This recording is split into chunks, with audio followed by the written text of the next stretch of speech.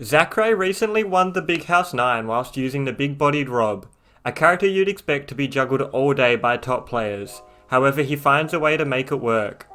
We are going to be looking at how Zackray managed to escape disadvantage with his plethora of characters and how you can improve your disadvantage state.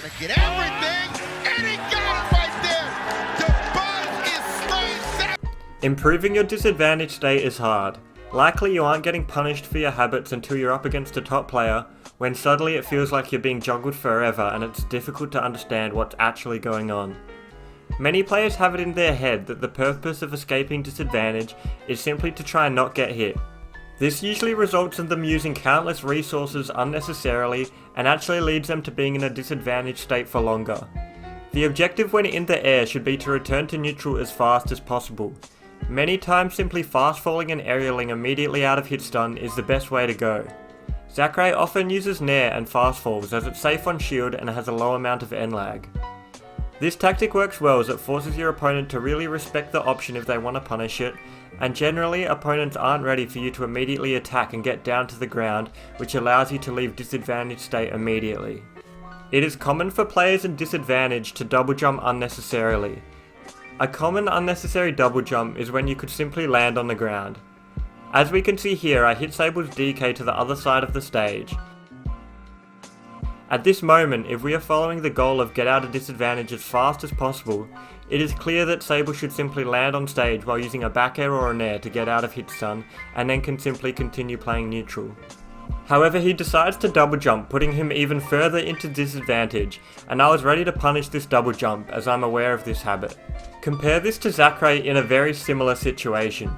He is hit across the stage but simply attacks out of the combo, allowing him to land and escape disadvantage immediately. The other common form of an unnecessary double jump is when you're too high for your opponent to reach you and it doesn't improve your position in disadvantage at all. If we pause here, the Corrin is in disadvantage up in the air but still has all of their resources in their disposal to try and land with. The Corrin decides to use their double jump, likely because they are thinking, if I double jump here, I won't be able to get hit. But now if we pause here, they are in the exact same situation as before, but now without a double jump. And here again is me vs Sable where a similar thing has happened. He's double jumped immediately, and now that I know he has no double jump, I'm able to forward smash his landing as soon as I see he has nowhere else to go in disadvantage. However, it's no use to simply say, don't do bad double jumps. So let's look at how Zackray uses double jumps effectively in disadvantage. This is not a good situation for Zackray. Neotono is in perfect position to cover the little stage left for Zackray to land, or Zackray can drift away to the ledge and risk being edge-guarded and ledge-trapped. Zackray uses his double jump in an attempt to reach center stage. Attempting to reach center stage is really important when in disadvantage, as if you escape being juggled by going off stage, to the ledge, or even by landing in the very corner of the stage, you're still in a disadvantaged position. However, if you retreat to center stage, you're retreating back to neutral, or even an advantage position. As you can see, Neotono trying his best to end it. Another benefit of attempting to reach center stage is that if you do get hit by your opponent, you'll be in a much better position than if you were hit by your opponent while drifting off stage, especially if you got hit after using your double jump unnecessarily.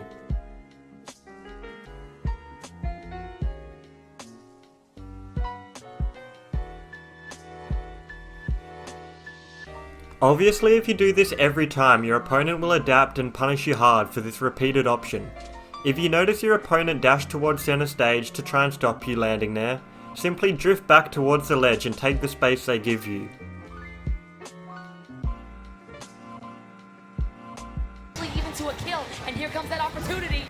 I compared this game of Dabuz and Zackray to this game that went for a similar length of time between two decent players in my local scene, and tallied the amount of double jumps there were while being above the stage in disadvantage. With the players in my local scene, the game consisted of a total of 16 double jumps while trying to land back on stage. Compare this to the Zackray and Dabuz game where there were only a total of 7 double jumps between them. This proved to me that it is very common for people to use their resources unnecessarily. Recognizing if your opponent has given you space to land is very important. Remember that the main goal is to return to neutral, and not to drift towards your opponent in an attempt to attack. Here Zackray takes the space given to him on the platform, and then on the side of the stage. It's very simple, however it's easy to get caught up in the moment and think you have to come down with an attack or an air dodge close to your opponent. Along with trying to get to center stage, Zackray also uses double jumps to bait his opponents into choosing an option. Using your double jump when your opponent isn't even close to you is pointless. However, if you fall within your opponent's range before you double jump, it can force a reaction. Whether it's jumping over them as they attempt to cover your landing, or immediately air dodging back through them as they try to double jump themselves to catch your double jump. Now for how to actually get from the air to the ground if your opponent is in position to contest you, and you either have used or don't want to waste your double jump. Fast falling and then using a neutral air dodge to the ground is an incredibly powerful option in Smash Ultimate, and Zackray uses it extensively. You want to force your opponent to respect this option, so if they aren't covering it, you can really just do it the whole game. To cover neutral air dodge, your opponent has to read it and stay on the ground, and also predict where you will land.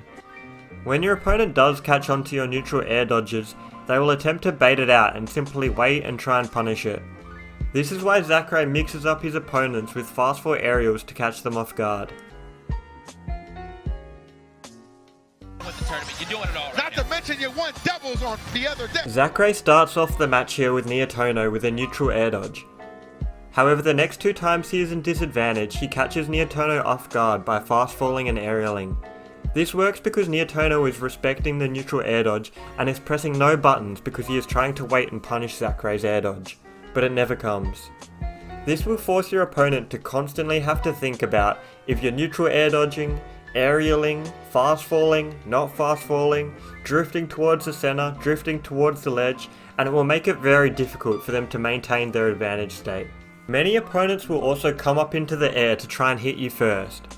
If you can see your opponent is jumping towards you as you're coming down, you can easily react and fast fall with a neutral air dodge, as they will not be able to follow you, since their momentum is going up as yours is coming down. This is why it's important to not fall with your opponent. If your opponent is falling at the same pace as you, they can react to you pressing an option and punish you for it very easily. They also have the potential to attack you at any moment during your fall, and can also frame trap you if you dodge it anyway. This puts them in a very good position. So if you notice you're in this situation where you're falling at the same pace as your opponent, it's best to either double jump, fast fall, or stall if your character is capable of it. Since this isn't a character specific tutorial, we aren't going to look at all the different character specific options there are in Disadvantage. However, if your character is blessed with a down aerial bigger than your opponent's juggling options, this will help you out tremendously. Instead of neutral air dodging as you predict or react to your opponent trying to rise up and juggle you, you can use your down air. This will allow you to actually hit your opponent while you're in disadvantage and put you in a much better position.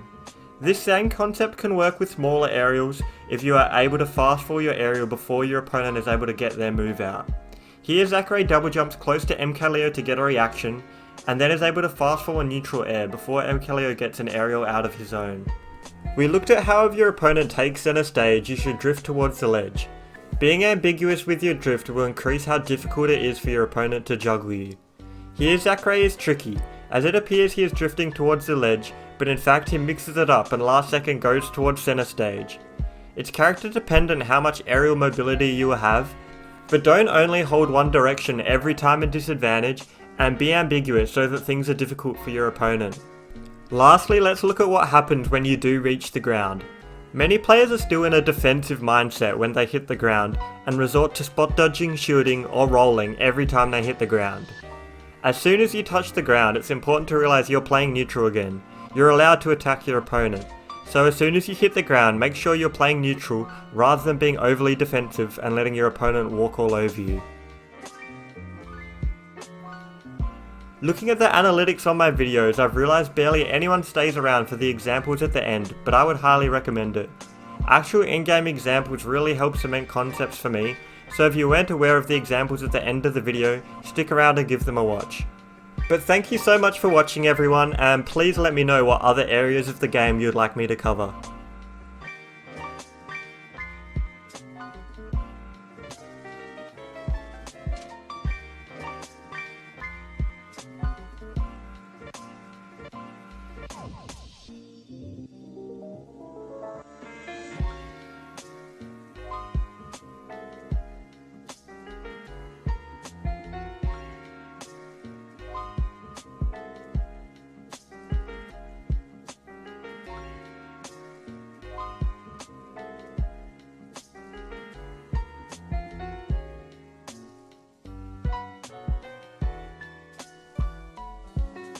Zyro's been playing a lot of wolf, trying to pick him up, add him to the repertoire, so his understanding of the characters And I don't blame him. I feel like every player I've seen has a pocket wolf. should be pretty great, but Zackray is just kind of his own entity.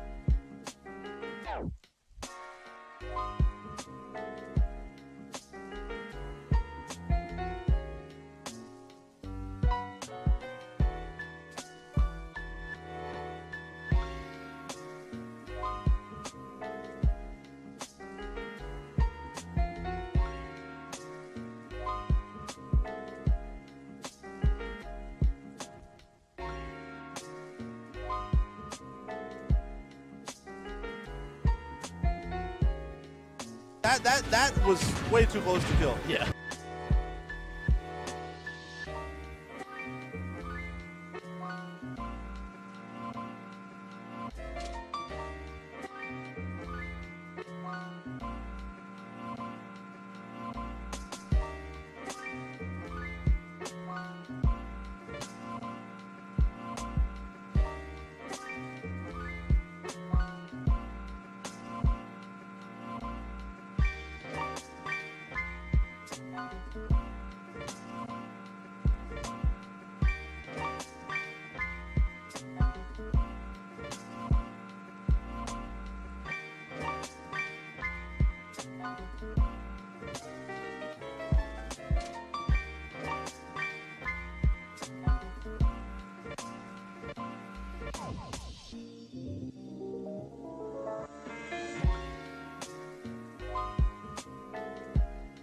Tone early, but here we go. Tweak. That's what he needs, man. Those low percent, good interactions that Squirtle can really capitalize off of. Yeah, I think he needed a waterfall there after that last, instead of that last up air. Regardless, though, still got some good damage. Quick 40. Oh, nice. Uh-oh. You gotta watch yourself around this top, man. You saw what Zackray did with that earlier. That's big facts, man. And you can tell sometimes just with Zackray, like even where he winds up just kind of standing, like sometimes there's just that gyro is just right there. Okay, good recovery right here from Tweak. Actually throwing the gyro up too. Maybe stopping Zackray from thinking I need to go straight out there. What a catch! Still living though. I'm telling you, bro, to hold that grounded state and just make something out of it. Oh, okay, up airs for days. Yeah, this up air usage is phenomenal.